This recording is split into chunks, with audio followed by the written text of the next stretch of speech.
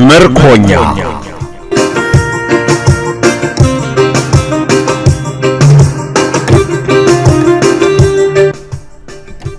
ደራሲ ቆንጂት ብርሃን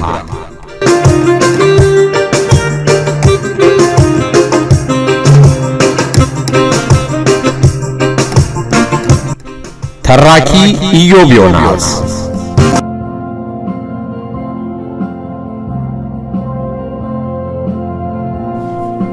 ክፍል 30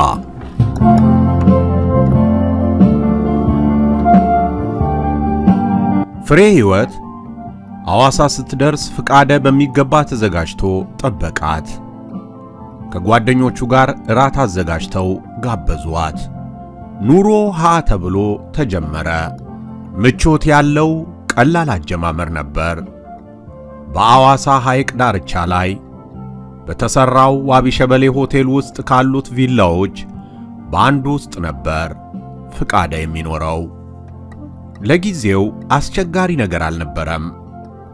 ቤቱ ለመኖር በሚያስፈልጉ ቁሳቁሶች የተደራጀ፣ የሆቴሉ ሰራተኞችም አስፈላጊውን ግልጋሎት የሚሰጡበት ሁኔታ ነበር።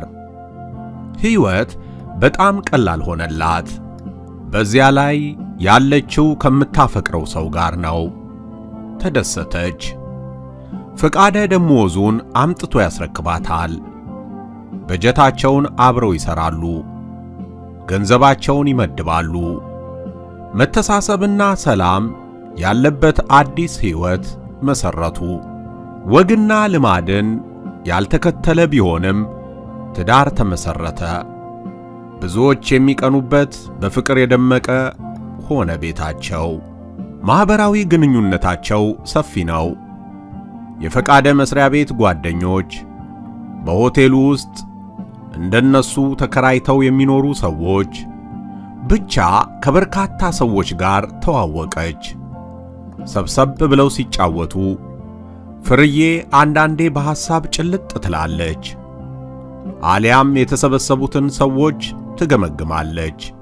ብዙዎቹ የሚመቻትና ተመሳሳይነት ያለው ባህሪ ያላቸው እነዚህ ትላለች ለራሷ። እነዚህ የዘመን ተጋሪዎቻችን ናቸው። አይ እነዚህ እንኳን አይመስሉ ትላለች ለራሷ። ለብቻቸው ሲሆኑ ፍቃደን ትጠይቀዋለች።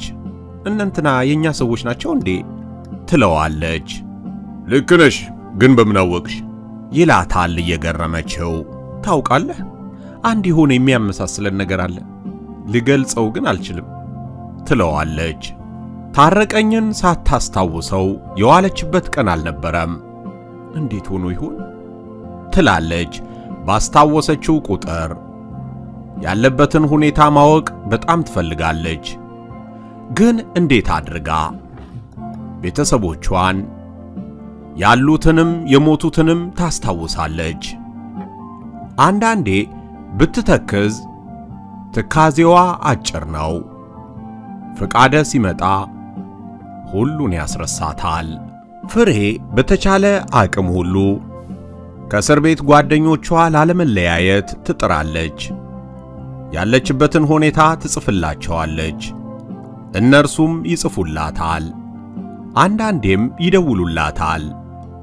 አንድ ቀን ሰብሰብ ብለው ያለችበት ቦታ ድረስ መጥተው ጠይቀዋት ፍንድቅድቅ ብላለች።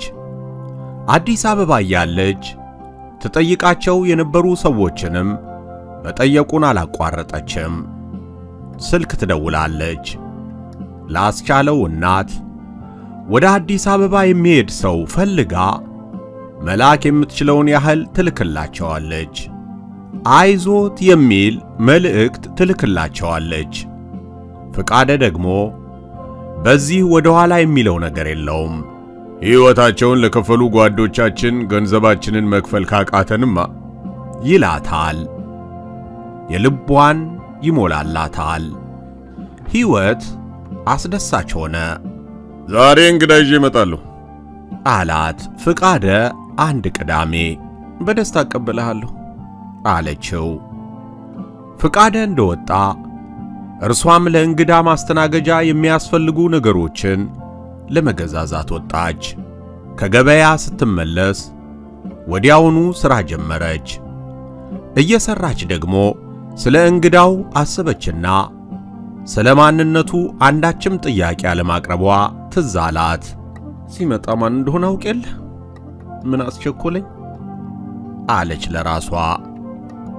አዘጋጅታ ስትጨርስ ሰዓቷን ተመለከተች። ለፈቃደ መምጫ ሰዓት የቀሩት 30 ደቂቃዎች ብቻ ናቸው። ፈጠን ብላ ወደ መታጠቢያ ቤት ገባች። ተጣጥባና ልብሶቿን ቀይራ የምግብ ጠረጴዛውን በማዘጋጀት ላይ ያለች የሳሎኑ በር ተንኳኳ። ይግቡ አለች ፍሬ ሕይወት። በሩ ተከፈተና ፈቃደና እንግዳው ተከታትለው ገቡ። ፍሬ ደነገጠች። ይህን መልክ ታውቀዋለች፣ በሚገባ ታውቀዋለች። ግራ ገባት። ዘውዱ ይባላል፣ እስር ቤት አብሮን የነበረ ጓደኛችን ነው አለ ፈቃደ። እንደምንም ሐሳቧን አሰባስባ ከእንግዳው ጋር ሰላምታ ከተለዋወጡ በኋላ እንግዳው እንዲቀመጥ ጋበዘችው። የማውቅህ መስሎኝ የደነገጥኩት አለችው። እስር ቤት ተያይተን ይሆን አላት። ፈቃደ እዚያ እስር ቤት የነበረች መሆኗን እንደነገረው አስታውሶ አንተ እንኳን ሳትሆን እኔ አይቻለሁ። ያ መልክና መገረፊያው ክፍል የሰማሁት ስም አሁን ካየሁት ሰውና ከተነገረኝ ስም ጋር ተገጣጠመብኝ አለች። እንዴት ልታዩና ስሙን ልትሰሚው ቻልሽ አላት ፈቃደ። ሁኔታውን ነገረቻቸው። ሴቶች ክፍል ተገፍትሮ ሲወድቅ የነበረውን ሁኔታ፣ በሚቀጥለው ቀን መግረፊያ ክፍል ተጠርታ ስለ ዘውዱ መጠየቋንና የተጠየቀችበትም ምክንያት ከበላይሁን ጋር ሊዛመዱ እንደሚችል የነበራትን ግምት ሁሉ ነገረቻቸው። እንደማንኛውም ጊዜ የዚያ ዘመን ተጋሪዎች እንደሚያደርጉት ውሏቸው ሁሉ ከዚያ ክልል ሊወጣ አልቻለም። ግን ለነርሱ አስደሳች ነበር። በትግሉ ወቅት የነበሩትን ሁኔታዎች ሲያነሱና ሲጥሉ፣ በትግሉ ውስጥ ሕይወታቸውን የሰጡትን ጓዶች ሲያደንቁ የነበረውን መተማመንና አንዳቸው ለሌላው ሕይወት መትረፍ እስከነ ሕይወት መስዋዕትነት የከፈሉበትን ዘመን ሲዘክሩ፣ በአንጻሩ ደግሞ ባለዕዳነታቸውን ሲያስቡና ሲቆዝሙ ጊዜው ሳያስቡት ሮጦ ወደ አመሻሹ ላይ ዘውዱን ሸኙት።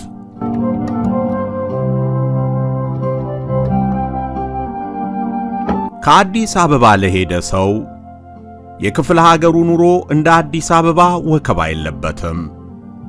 ብዙ ማህበራዊ ትስስር ስለማይኖራቸው የረፍት ቀናቸውን በጋራ የማሳለፍ ልማድ አላቸው።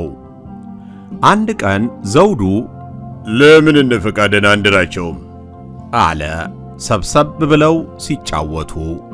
እውነት እኮ ነው። ለምን የሆነች ዝግጅት አድርገን ጋብቻቸውን አናከብርላቸውም? የሌላው ሐሳብ ነበር። እኔ ዝግጅቱን ሰርግ ማስመሰልን ኃላፊነት ወስዳለሁ አለች የአንደኛው ጓደኛቸው እጮኛ። በዚሁ ተስማሙ። የፈቃደ ጓደኞች ለፈቃደና ለፍሬ ሕይወት ጋብቻ መታሰቢያ ይሆን ዘንድ ፕሮግራም አዘጋጅተው ፈቃደንና ፍሬ ሕይወትን ጋበዟቸው። በመጀመሪያ የሄዱት አንደኛው ጓደኛው ቤት ነበር። ቤቱ ውስጥ ሲገቡ አድናቆታቸውን ሊገቱ በማይችሉበት ሁኔታ ደነገጡ። ቤቱ በጣም አሸብርቋል። ሳሎኑ መሃል ወንበሮቹ ላይ የተቀመጡት የሰርግ ቬሎና የወንድ ሙሉ ጥቁር ሱፍ ከነጭ ሸሚዝ ጋር በትንሽ ጠረጴዛ ላይ በሁለቱ የሰርግ ልብሶች መሃል የተቀመጠው አበባ ለቤቱ ልዩ ውበትን አጎናጽፈውታል። ፈቃደና ፍሬ ሕይወት በድንጋጤ ፈዘው እንደቆሙ ጓደኞቹ በአንድ ላይ መልካም ጋብቻ አሏቸው። ማመን እስኪከብዳቸው ድረስ ደስታ አይኖቻቸውን በእንባ እስኪሞላቸው ድረስ ነበር የፈቃደና የፍሬ ሕይወት ስሜት። ሁለቱም እርስ በርሳቸው እየተያዩ ፍዝዝ አሉ። ልብሶቻችሁን ልበሱ አለቻቸው የጓደኛው እጮኛ። በሩን መለስ አድርገውላቸው ወጡ። ፍቃድና ፍሬ ሕይወት የሰርግ ልብሱን ለብሰውና በጓደኞቻቸው ታጅበው በሆቴሉ ግቢ ውስጥ ወዳለው የዋና ቦታ መሄድ ነበረባቸው። እነርሱ የተባሉትን መፈጸም እንጂ ስለ ፕሮግራሙ ምንም አይነት አስተያየት ሊሰጡ እንደማይችሉ ማስጠንቀቂያ ተሰጣቸው። ምስጋና ለማቅረብ እንኳ ጊዜ አልነበራቸውም። የዕለቱን ፕሮግራም የሚመራው ዘውዱ ነው። በዚያ ሰዓት የመዋኛ ስፍራው ነፃ እንዲሆንላቸው ከሆቴሉ ጋር ተነጋግረዋል። ልክ ሲደርሱ መዋኛው ለፍሬና ለፈቃደ ብቻ ተለቀቀላቸው። ለስለስ ያለ የሰርግ ዘፈን እየተሰማ ሁለቱ ሙሽሮች ወደ መዋኛው እንዲገቡ ተነገራቸው። ገቡ። ዋናውን ተያያዙት። የውሃው ድምፅና የሙዚቃው ቃና በሁለቱም ልቦች ውስጥ ልዩ ስሜትን በመፍጠሩ የተነሳ ሁለቱም በተመስጦ በቀስታ መዋኘታቸውን ቀጠሉ። በዚያች ቅጽበት ፍሬ ሕይወት ሐሳቧ ወደ አንተነህ ኮበለለባት። እንዴ ዋናውን የደስታ አድርጉት እንጂ አላቸው ዘውዱ ጮክ ብሎ። ፍቃድና ፍሬ ሕይወት ተቀራረቡ። እየዋኙ መጫወት ጀመሩ። መሽቀዳደም፣ መደፋፈቅ፣ ሳቅ። የዋናው ቦታ የብዙዎችን ቀልብ ሳበ። ከመዋኛው ስፍራ ጥቂት ራቅ ብለው የሞቀ ጨዋታ የያዙት ሰዎች ግን በመዋኛው አካባቢ የሁሉንም ቀልብ የሳበውን ሁኔታ አላስተዋሉም። ውሃው ውስጥ ከገቡ ብዙ ደቂቃዎች ቢያልፉም ፈቃድና ፍሬ ሕይወት ምንም የደከማቸው አይመስሉም። አልፎ አልፎ ሁለቱም ውሃው ውስጥ ይሰጥሙና ሰውን ያስደነግጣሉ፣ ደግሞ ብቅ ይላሉ። ሁኔታቸው የዋና ስፖርተኛ እንጂ ተራ ዋናተኛ አላስመሰላቸውም። በመደፋፈቅ ላይ እያሉ እርሱ ሊደፍቃት ሲል ስታመልጠውና ሳያስበው ስትደፍቀው በአካባቢው የነበሩት ሁሉ ሳቁ።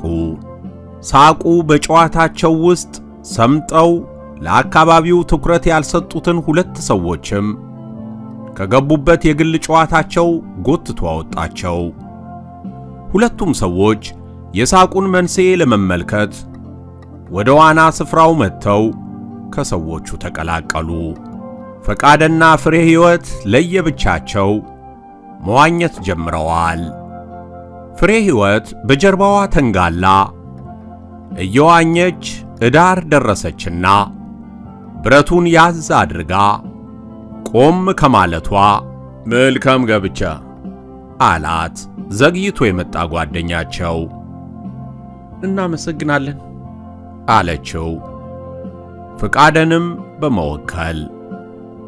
በዋናው ቦታ አካባቢ የተፈጠረው ድምፅ ስቧቸው ትዕይንቱን ከተቀላቀሉት ሁለት ሰዎች አንዱ አንተነህ ነው።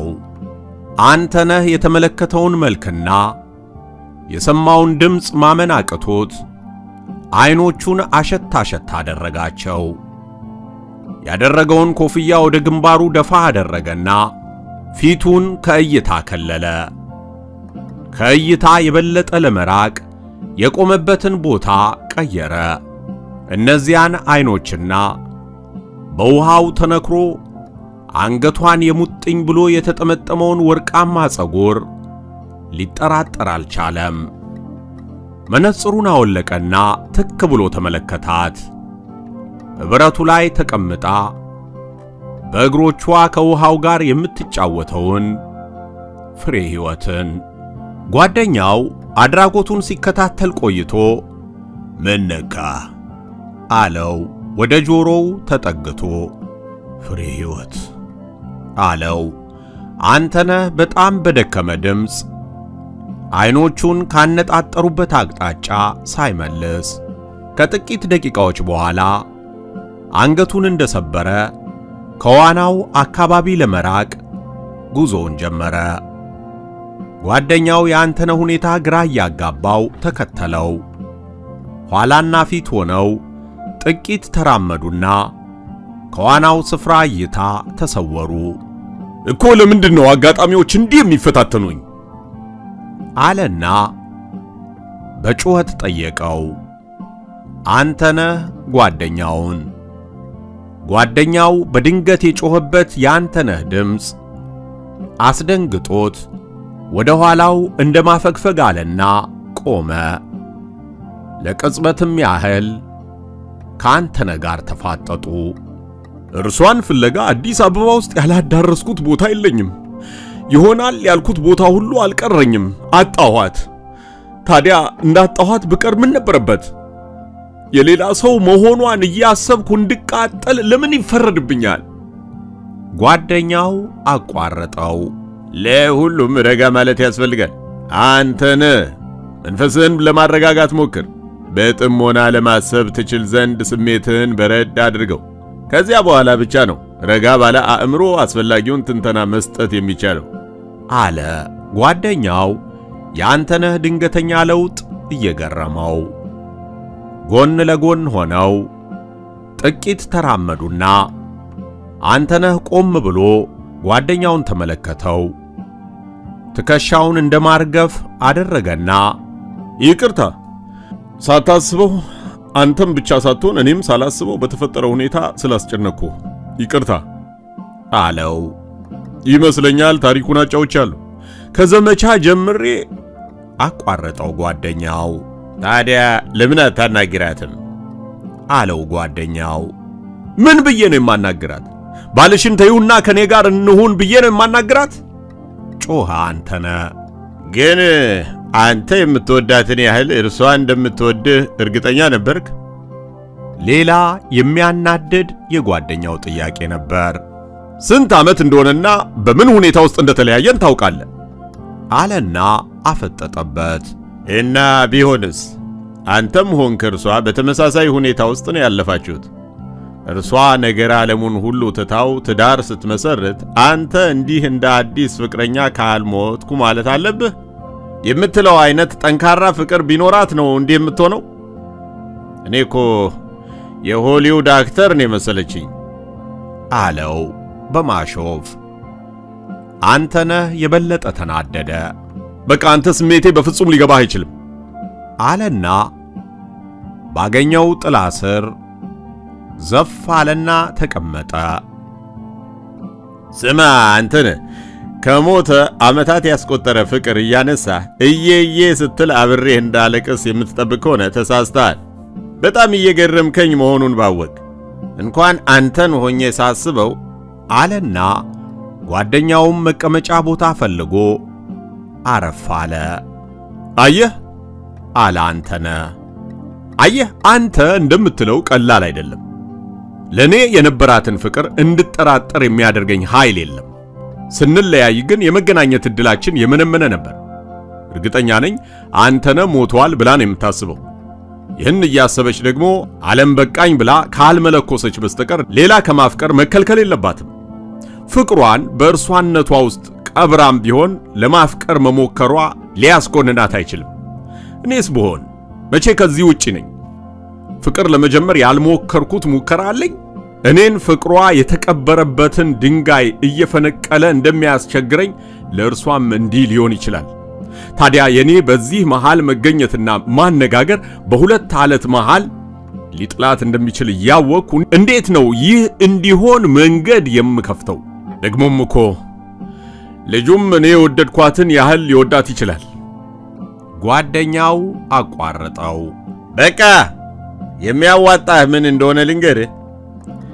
ራስህን አሳምነህ መልካም ጋብቻ ብለህ ከዚህ አካባቢ መጥፋት ብቻ ነው አለው። አንተነህ ፊቱ ተለዋወጠበት። እድል እንዳልሰምረልኝ ተቀብዬ እንደ ቀለድከው መልካም ጋብቻ ለማለት ብችል ደስታዬ ነበር።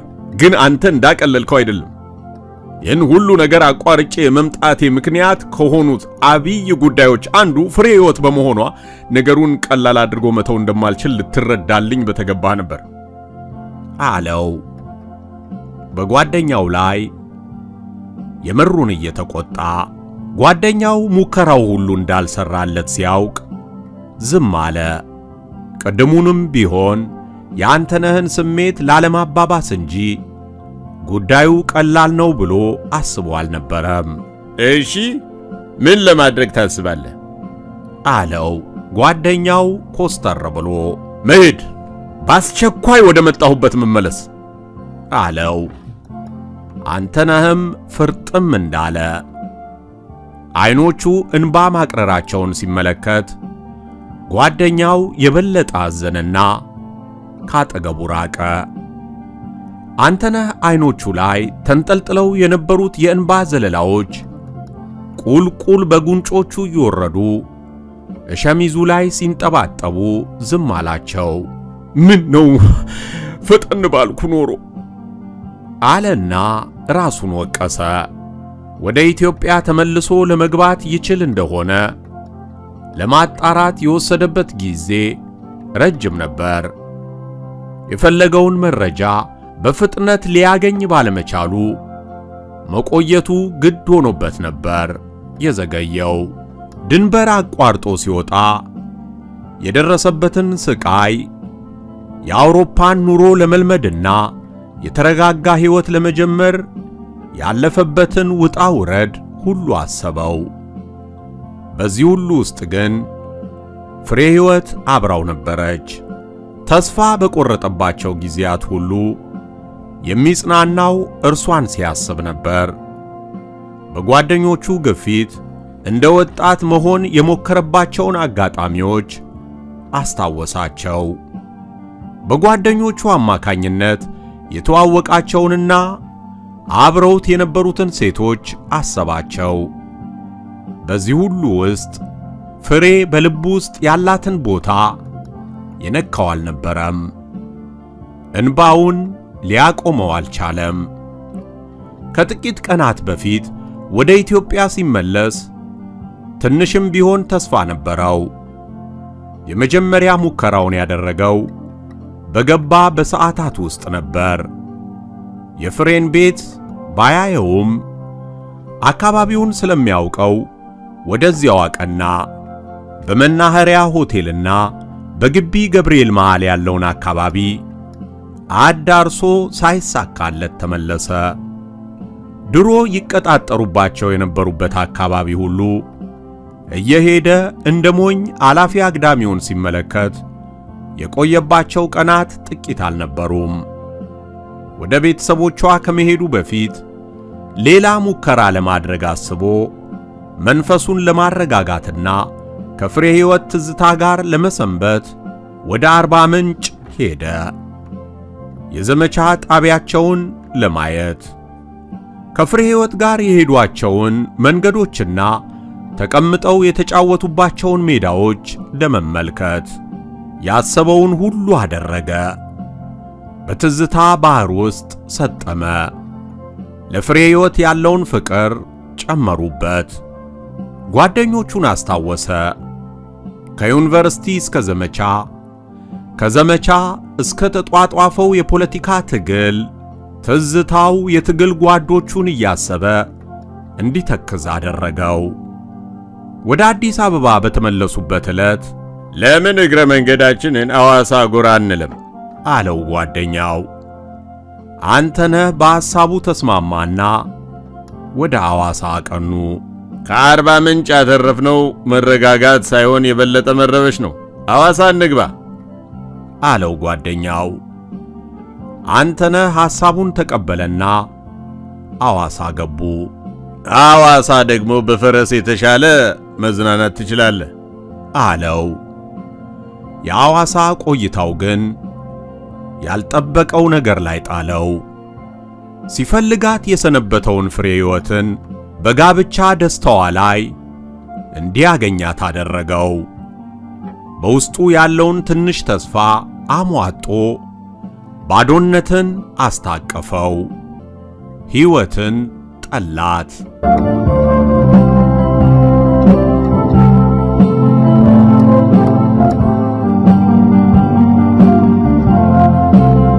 ምርኮኛ ከቆንጅት ብርሃን የዛሬ ትረካ የስካውኑ ነበር። በቀጣይ ክፍል እንደገና እስክንገናኝ ቸር ይግጠመን። ኢዮብ ዮናስ ብለው ዩቲዩብ ላይ ገብተው ፕሌሊስት ውስጥ ከገቡ እነዚህን መጽሐፍት ትረካ ያገኛሉ። ኩዳድ፣ ጉንጉን፣ እነጓ፣ ዝጎራ፣ መርበብት፣ ራምቦ፣ ወሰብሳቤ፣ ገመና፣ ሁቱትሲ፣ ፍትሃዊ የጠጅ ክፍፍልና ሌሎች የኢትዮ ኤርትራ ህብራዊ የስፖርት ታሪኮች። ምርኮኛ መጽሐፉ ኢትዮጵያዊው ጃንደረባ፣ ታላቁ መጽሐፍ ቅዱስ